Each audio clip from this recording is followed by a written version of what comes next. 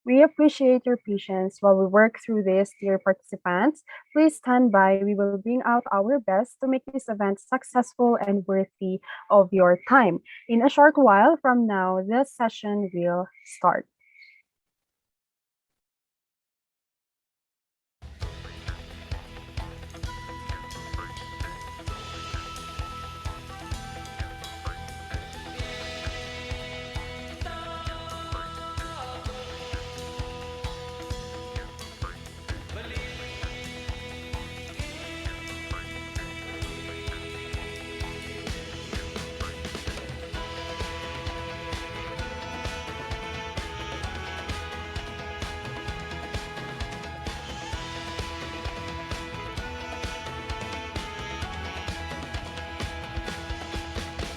Sa bawat lakbay ng bituin ay may tagumpay.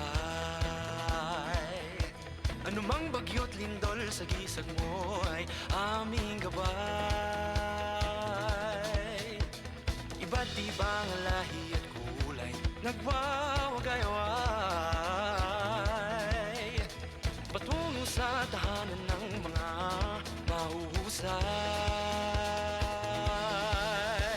Tanyag at kilala sa bawat larangan, ipapamana sa buong sambayanan. Hinta ko sumabay sa sinag ng araw. Hintayo sa lugar ng sining na buhay. Hinuhubog ang mga atleta, makanta't lumasa. Tatak, Universidad ng Cordillera.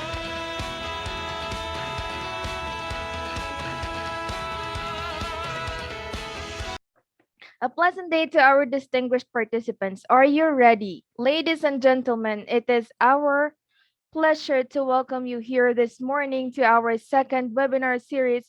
We present to you teaching and assessment of literature studies. I am Clarissa Primero. And I am Carl Signabon, your Masters of Ceremonies for this webinar.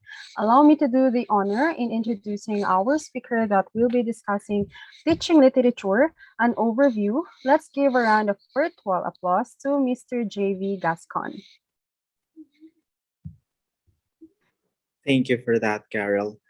And so I will start for our topic for today, teaching literature, an overview.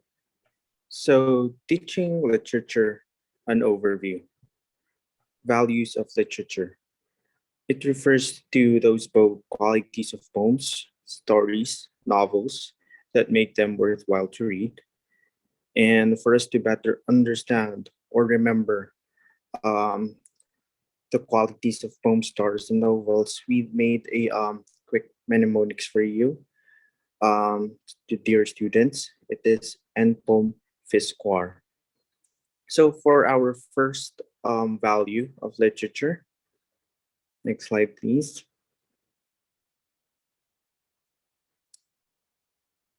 For the first value, it would be EN, entertainment value. Literature has entertainment value if reading it gives occasion to enjoy yourself. PO, political value. Literature has political value if reading it gives occasion to change how a person thinks or acts. E, ethical value. Literature has ethical value if reading it gives occasion to think about ethical questions. M, moral value. Literature has moral value if reading it gives occasion to learn a lesson. PH, philosophical value. Literature has philosophical value if reading it gives occasion to explore the nature of human knowledge, how we know and what we can know. IS, historical value. Literature has historical value if reading it gives occasion to think about the past, how things changes over time, and how the world has evolved into what it is today. CU, is cultural value.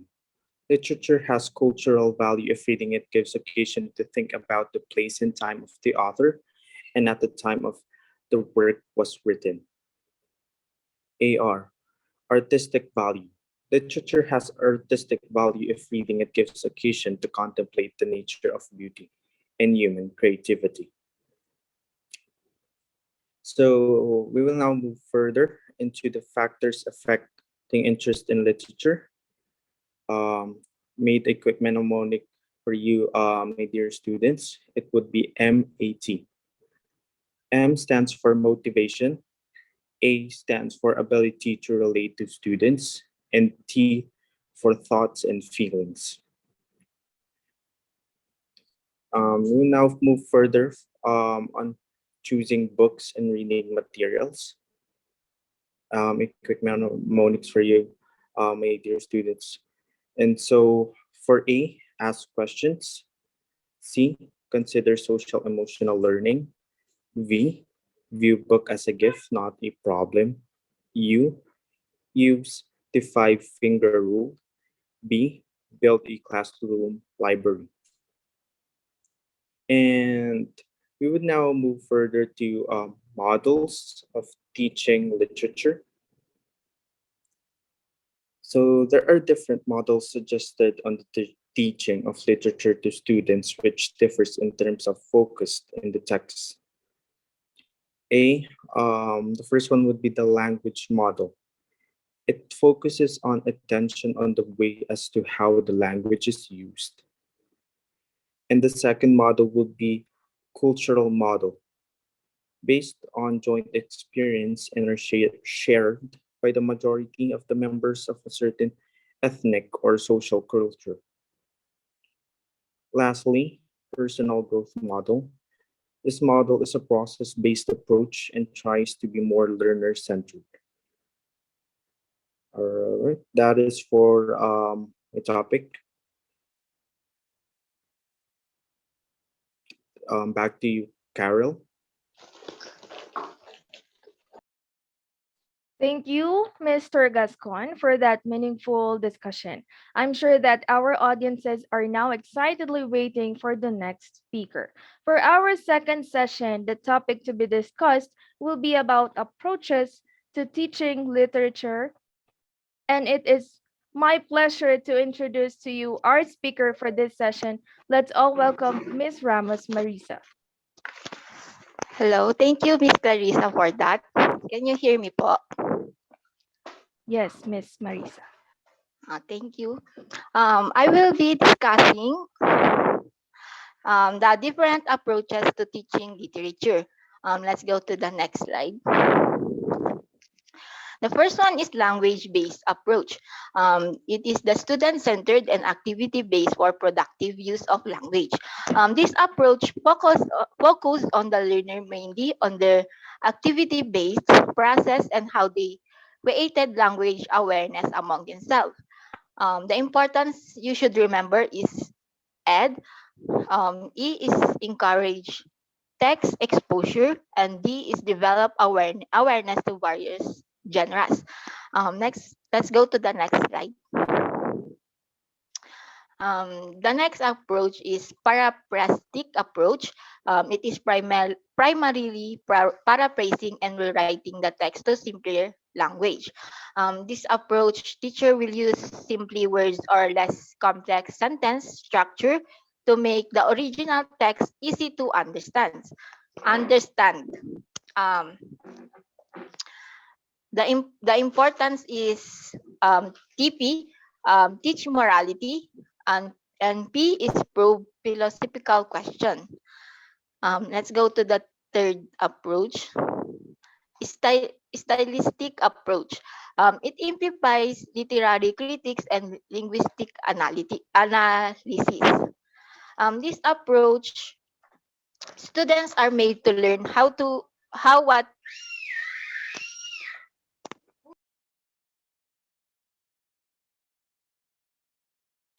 I'm sorry for that. This approach, students are made to learn how what is said and how meaning are made. They are taught to know what makes the the students taught to know what makes the language of literature different from everyday language. The importance is it teaches students how to look for the interpret stylistic dimension of a text. Let's go to the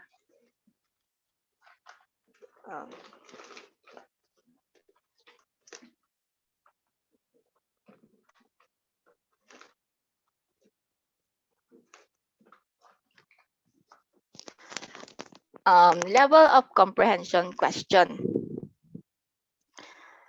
In this approach, you can be experienced by creating questions for yourself to respond to and think about the various levels. This is like giving yourself quiz questions too. See if you remember the important or difficult information of whatever you're trying to learn. So let's go to the first level. Literal. It is stated facts in the text.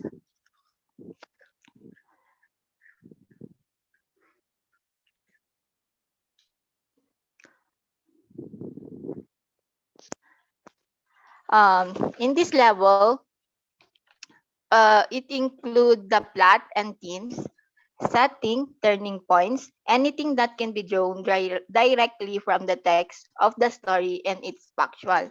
For example, whom did Little Riding Hood's mother send her to meet? That's the example you could create for literal level. Let's go to the next level. Inferential. It builds up on facts in text.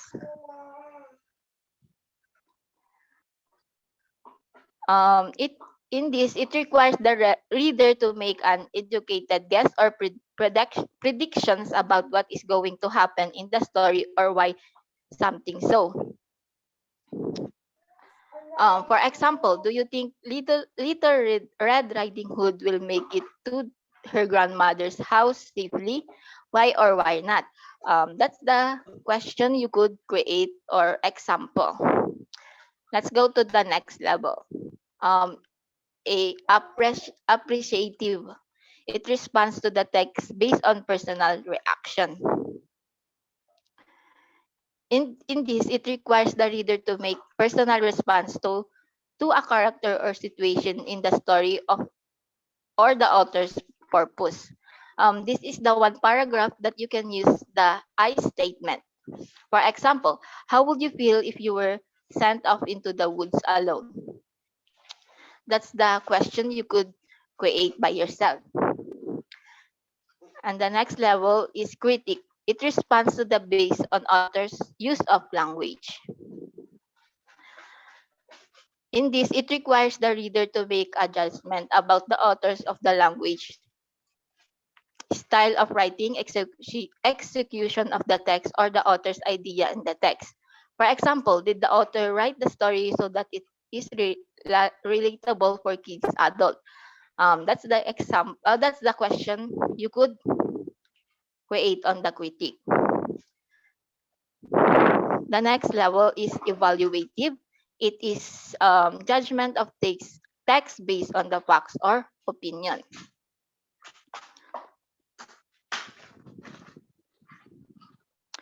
Um, in this level, it requires the reader to make a judgment about an aspect of the story, such as character's action.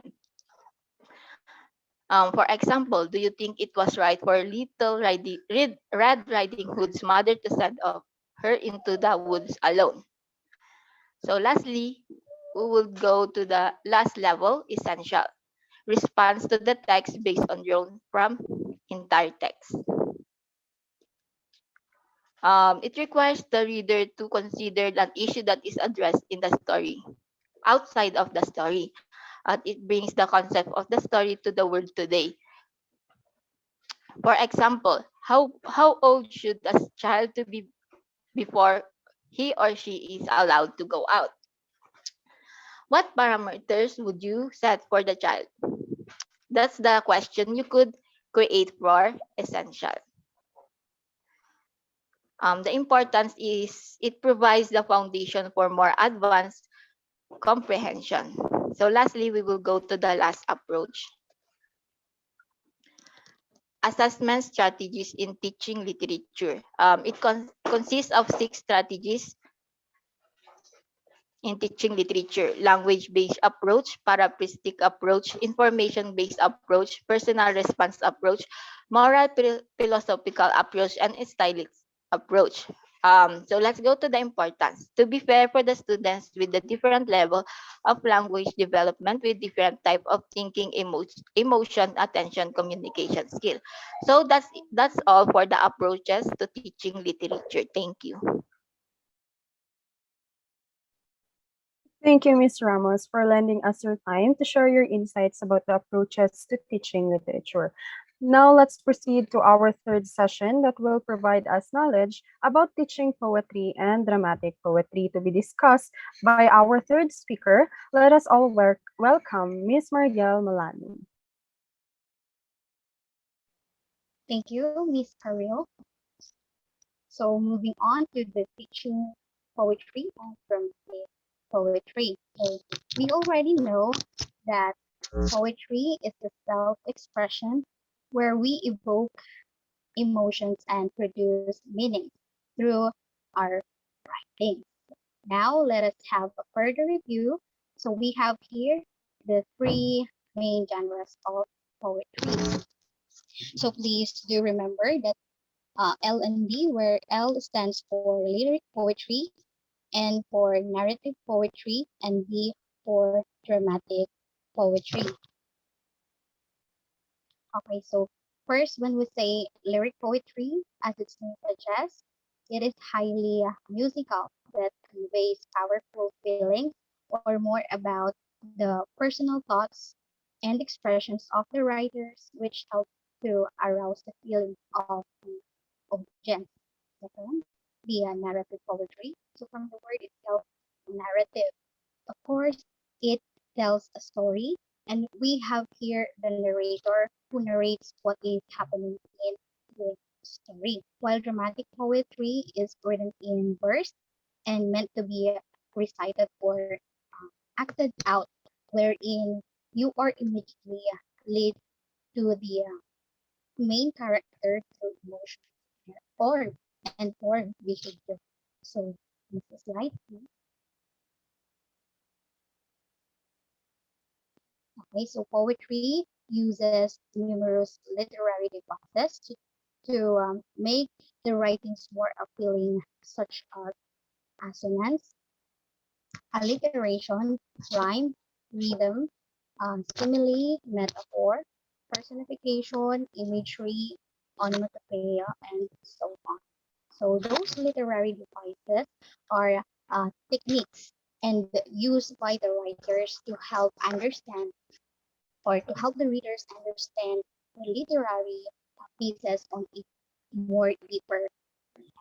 Now we are going to talk about fun poetry. So fun poetry is a style of poetry which is different from the many other type of more serious verse. So it says here, it is considered as a unique type of poetry which involves a more creative way of expressing the writer's emotions. So to cut it short, it has something to do with a fun and entertaining way of writing literature. So we have here examples of fun poetry. The first one is the riddles, or also known as brain teasers. So riddles refers to a broader category of thought-based games.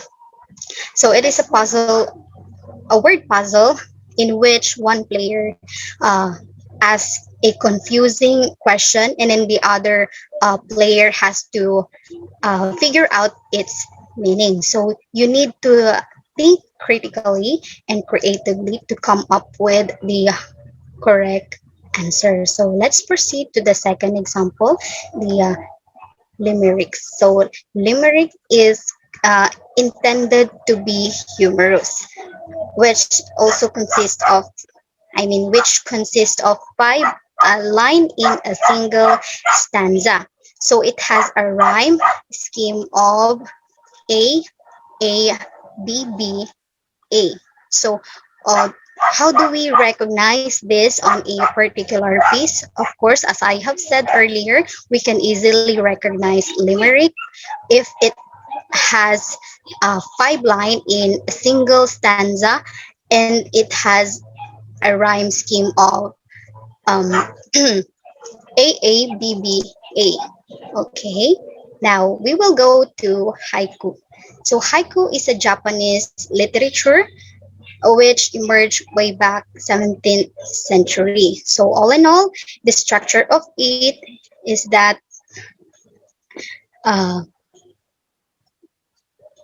it has 17 syllables. So remember, it has 3 lines, and for the pattern, it has 5 syllables in the first line, and then the second line has 7 syllables, and then the third line has 5 syllables also.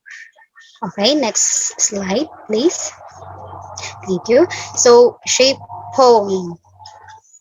Okay, so shape poetry or poem is also known as concrete poetry. So, a concrete poetry is a poem that is shaped like the thing that it describes. So it uses some sort of visual representation or presentation to enhance the effect of the poem to the audience. So meaning it is an arrangement of the word on a page, and its shape adds to the meaning of the poem. So we have 2 types of concrete poetry. The first one is the outline poem. So it is a visual structure that reflects the subject of the poem. So we have to fill in an outline shape relating to the topic of the poem. So for example, we have question mark shape. So you are going to make a poem which is also the use of question mark and or the thoughts that is in our mind in our daily lives. Second is the drawing poem. This uses lines of words to make the lines of drawing. So the subject in here doesn't have to be the object, but it does have to be something that you can draw an illustration using the stick figures. So for example, from the from our discussion about the mouse tail in the Alice in Wonderland. So in the mouse tail, the shape of the poem is a pun on the word tail as a word follow along this wiggling line getting smaller and smaller in its ending point. So now, um, next slide, please. Next is the 7 steps in comprehending poetry. So step number one, you are going to set up the poem first. So of course, you are going to consider or remember the 3 words, which are the narrator, the setting, and then the mood. The mood. Second step is always read the poem twice. Yes, you need to read the poem twice because we have different uh, reading styles, and some of us cannot fully understand a particular piece in just one setting or if it is read at once. Okay. Third is use investigative skills and identify the narrator of the poem. So you are going to use your investigative skill and identify the narrator or speaker of the poem. So in here you have to look at the narrator or the speaker as a character in a book, because the quicker you understand or recognize the narrator's uh, speaker of the poem, it would be easy for you to understand the context of the poem. Number 40 step is the identify the setting. So in identifying the setting, it gives the reader a visualization and imagery of the context of an literary piece or literature of any literature. So the reader begins to form pictures in his or her mind of what is happening in the piece due to the time and then the place being stated. Okay, number five is the identify the mood. So it is very significant for a reader to identify how characters feeling, um, and also it will help the reader to empathize and connect to the character for them to understand the cause why a specific character is acting this way or that way, which would also help readers to develop an appreciation for the characters action or behavior on an specific events. Therefore, this is how narrator or speaker feeling throughout the poem. So may it be excited, scared, or terrified. Number six, summarize the poem. So in summarizing the poem, it is a great way to show your understanding of a piece where we have the opportunity to learn more about the characters and its themes. So when we are writing a summary, we should be able to take down notes or identify the questions like the double four W's and H. Okay, so the questions like who, what, when, where, why, and how in a particular case. Let's put the poem in action by drawing a picture. So if you are a student, you have and you are having a difficult time summarizing the poem, then have them or you need to put the poem in action by drawing a picture of what you believe is happening in a piece. So visualization is very essential here for comprehension because it makes the students understand the text because they are looking beyond the words and creating image in their minds. And then through the image that you have formulated, that you have in mind, like as I have said earlier, then you are able to recall the piece much easier and feel more comfortable and connected to the poem you have read. Thank you.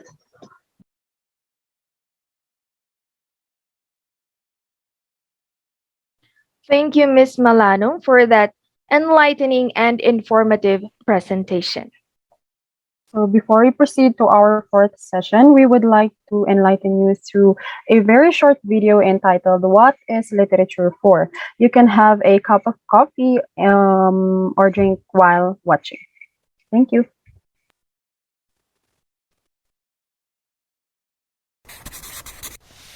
We have a general sense that these sort of places are filled with things that are deeply important. But what exactly is literature good for?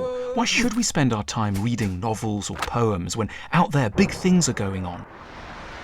Let's have a think about some of the ways that literature benefits us. Of course, it looks like it's wasting time, but literature is ultimately the greatest time saver because it gives us access to a range of emotions and events that it would take you years, decades, millennia to try to experience directly. Literature is the greatest reality simulator, a machine that puts you through infinitely more situations than you could ever directly witness. It lets you, safely, that's crucial, see what it's like to get divorced or kill someone and feel remorseful or chuck in your job and take off to the desert or make a terrible mistake while leading your country. It lets you speed up time in order to see the arc of a life from childhood to old age. It gives you the keys to the palace and to countless bedrooms so you can assess your life in relation to that of others. It introduces you to fascinating people, a Roman general, an 11th century French princess, a Russian upper-class mother just embarking on an affair. It takes you across continents and centuries. Literature cures you of provincialism and, at almost no cost, turns us into citizens of the world. Literature performs the basic magic of showing us what things look like from someone else's point of view. It allows us to consider the consequences of our actions on others in a way we otherwise wouldn't. And it shows us examples of kindly, generous, sympathetic people. Literature typically stands opposed to the dominant value system, the one that rewards money and power. Writers are on the other side. They make us sympathetic to ideas and feelings that are of deep importance, but that can't afford airtime in a commercialized, status-conscious and cynical. Okay, and now your much awaited part session begins. So on to our fourth Yun, session, the topic would be strategies in teaching poetry, to be discussed by our dear speaker, Miss Joy Jimenez. Hi, good afternoon. Thank you for that. Okay, so now we're going to tackle quickly about the strategies in teaching poetry. All right, let's go to the next slide.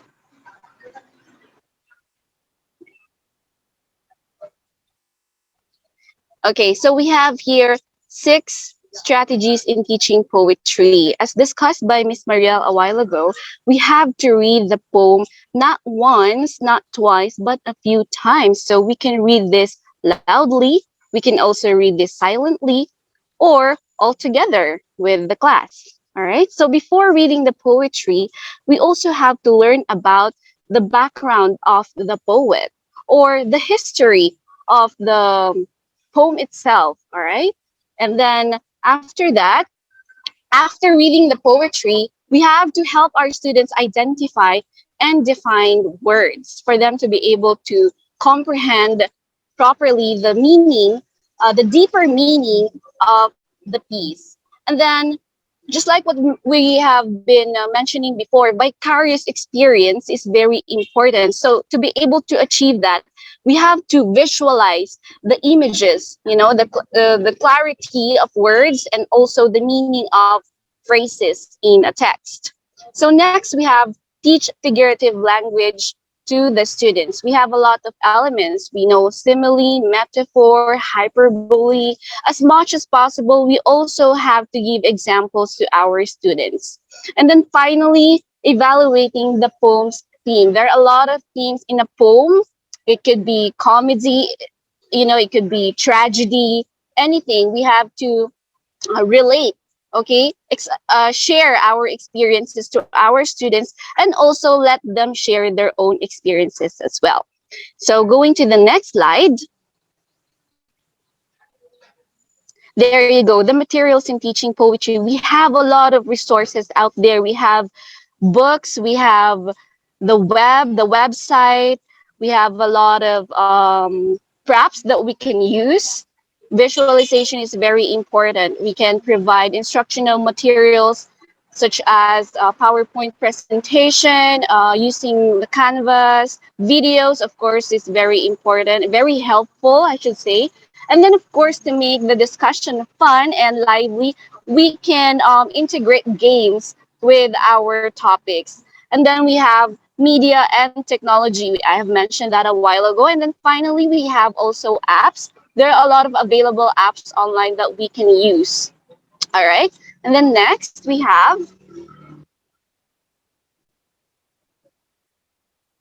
assessment in teaching poetry. So these are very common. We have been encountering this one in our subjects, right? We have rubric, very common. We have rating scales. Well, rating, we can use numbers here or percentages and such. Oh, all right. And then we have Sorry. we have rating scale, and then we also have journals, right? We can allow our students to come up with their own portfolio. Say, for example, diaries. We can let them write diaries, or we can also let them compile the poems that we have let them written during the class or semester. And then that also includes checklist, by the way. All right. And then reader response is very common. Just like literary criticism, they go hand in hand. We can let our students read a poem, decode the poem, and then let them write, say, for example, an essay, or it can also be in a form of research, right? Or dissertation. There you go. So we have materials, the strategies, the materials, and then the assessment in poetry.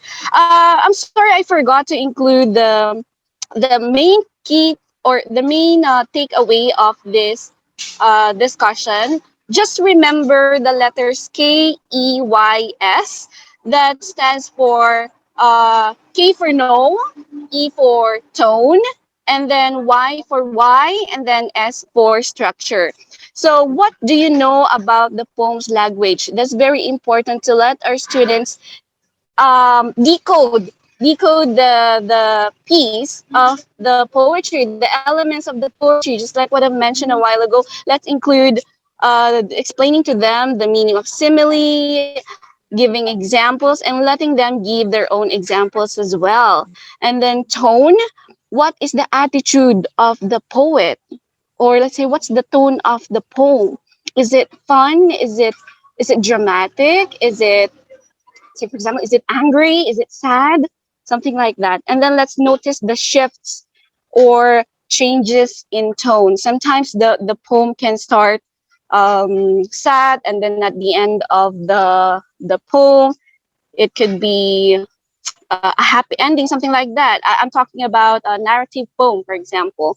And then why? Why are we learning about the poem? Why are we discussing it? Why are we reading it? Right? Why do we have to know the background of the poet? There you go. We have to know the relevance of these pieces.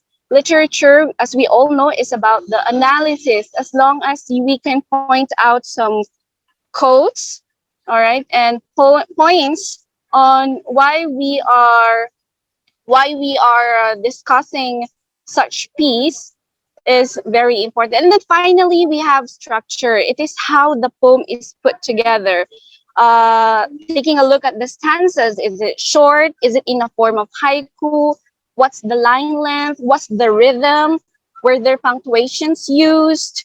Something like that.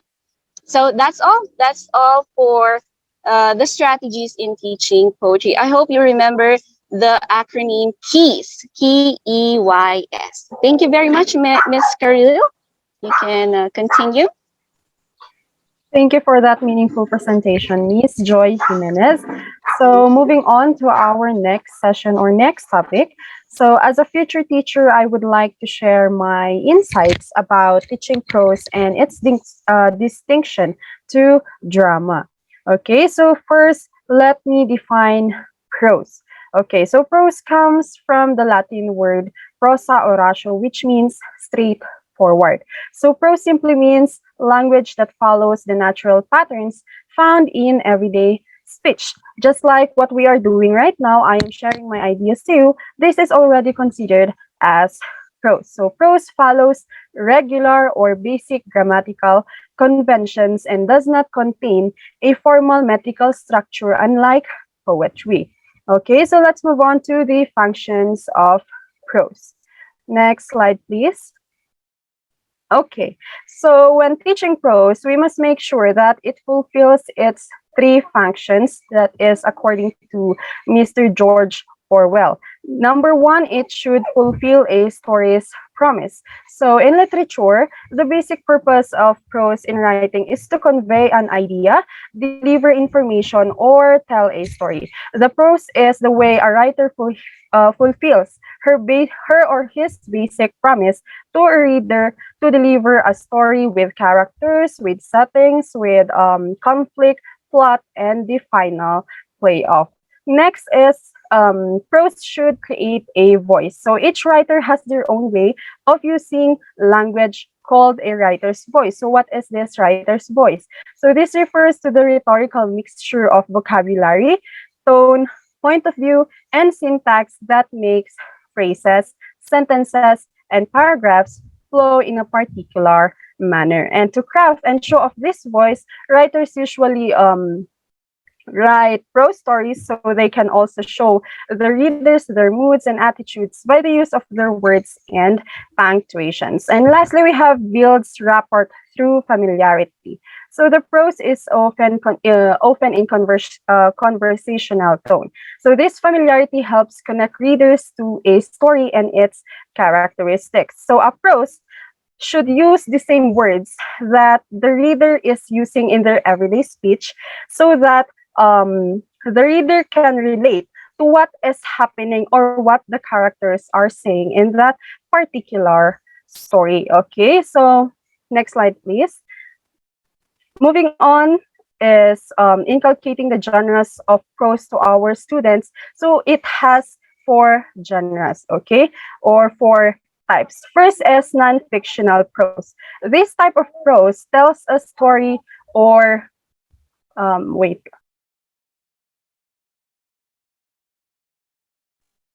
I'm so sorry for that. So let me continue. So non-fictional prose is a type of prose that tells a story, a true story rather, or factual account of events of information, just like textbooks, newspaper, articles, and instruction manuals.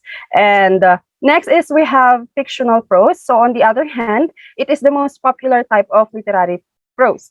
It is used in novels and short stories, and it generally has characters, plot, settings, and dialogue. And its distinction to non-fictional prose is that it doesn't contain facts or real events. Rather, it is based on imagination or it is being invented. Next, we have heroic prose. So the word itself, heroic, it is usually a legend or fable, a literary work that is either written down or preserved through oral tradition, but it is meant to be recited. So heroic prose uses the hero archetype in order to tell stories of bravery and travel in which good triumphs over evil. And lastly, we have prose poetry. So it is a literary hybrid that can sometimes have rhythmic and rhyming patterns. So prose poetry uses certain poetic qualities in order to add a lyrical or aesthetic value to the writing. However, it stops short of any regular or strict metered form. So this style of writing creates bolder emotional effects and often relies on metaphors and imagery in order to create similar reactions in readers that poetry would while still maintaining the prose style. If you want to see or if you want to read an example of prose poetry, you can read the poem entitled Be Drunk by Charles Baudelaire. Okay, so let's move on to the subgenres. Like poetry or other literary works, the prose is broken down into a large number of other subgenres. Some of these genres revolve around the structure of text, such as novellas, biographies, memoirs, and others are based on a subject matter like romances, fantasies, and mysteries. Okay, so those are the subgenres of prose. Lastly, we have here the distinction of prose and drama. Okay, so prose refers to written or spoken language that is not in poetic form, whether in rhythm, rhyme, or structure. While drama is a performing art in which actors use dialogue and actions to tell a story or convey a message to a viewing audience. In most cases, dramatic works are written down so that the performers can memorize and rehearse the lines before performing their live. On the other hand, prose is written in paragraph form, which only conveys the idea of the author. In simple words, prose is usually written in sentences that form paragraphs, and drama are the words that conveyed in dialogues between the characters. Okay, so that would be all. Thank you for listening, our dear audience. That was a very informative discussion, Ms. Karil. I'm sure our audiences learned a lot from the techniques and strategies in teaching prose and dramatic prose. And to further Finally, on to our last session. This session may be last, but definitely never the least. Our topic would be materials and resources in teaching prose to be discussed by my group mate. Let's all give a virtual hand for Miss Chloe Valdez.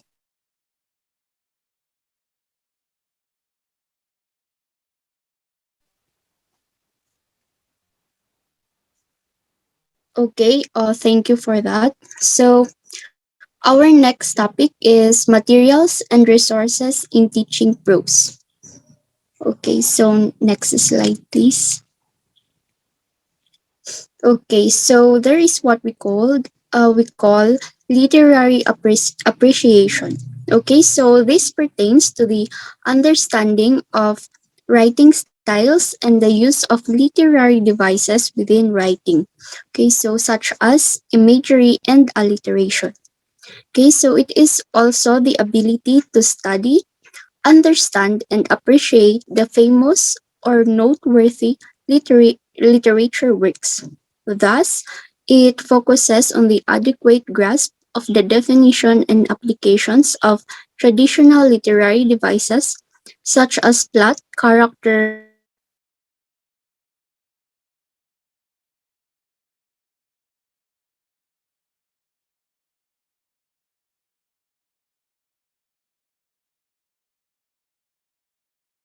motif, punctuation, punctuation, grammar, metaphor, setting, and symbolism.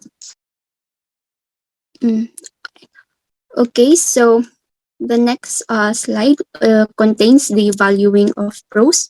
Okay, so prose is a way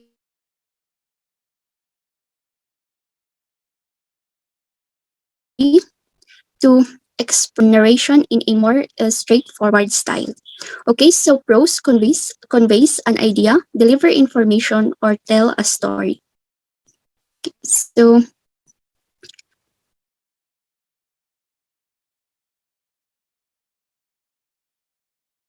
this also this is next slide, please. Okay, so we have 6 materials in teaching prose. So the first one is the instructional material structure. Okay, so this is the material that we are going to use while instructing our learners on what they are going to do. Okay, so the second one is language structure. So this pertains to the words or words that we're going to use in discussing the lesson. Okay, so the third one is structure of comprehension. So this pertains to the grammar that or correct usage of grammar, sorry, that we are going to employ while we are teaching or while we are discussing our topic. Okay, so display structure. This pertains to the materials that we are going to show the class for them to have a further understanding about the lesson. Okay, so the next one would be text structure. So this refers to the uh, text or the written materials that we are going to show the class. For example, the one that writing the lesson in a Manila paper. So that's one. Okay, so the last one is stimulation structure. So this pertain to the activities that we are going to employ in the class at the end of every discussion. Okay, so next slide, please. Okay, so the next slide contains the resources that we are going to use in teaching prose. Okay, so the first one is orienting to the objectives of literary knowledge. Next is relevant to the student's background. Okay, so the third one is we must take into account the aspects of manners, local wisdom, and gender. The fourth one is selective materials. And the last one is that it covers material types of concepts, principles, procedure, and values. Okay, so the last slide contains the assessment that we're going to employ in teaching prose. Okay, so the first one is high stake assessment, the second one is pre assessment, and the last one is formative assessment. Okay, so that's all for our topic. So thank you for listening. Thank you for that wonderful presentation, Ms. Valdez. So it's all done now, everyone. We appreciate your patience as you stayed for us in all the 6 sessions. So I hope our 6 excellent speakers today gave you a lot of new information. We would like to extend our sincere appreciation to our 6 speakers for joining us today, sharing their ideas with us, and see you in our next webinar.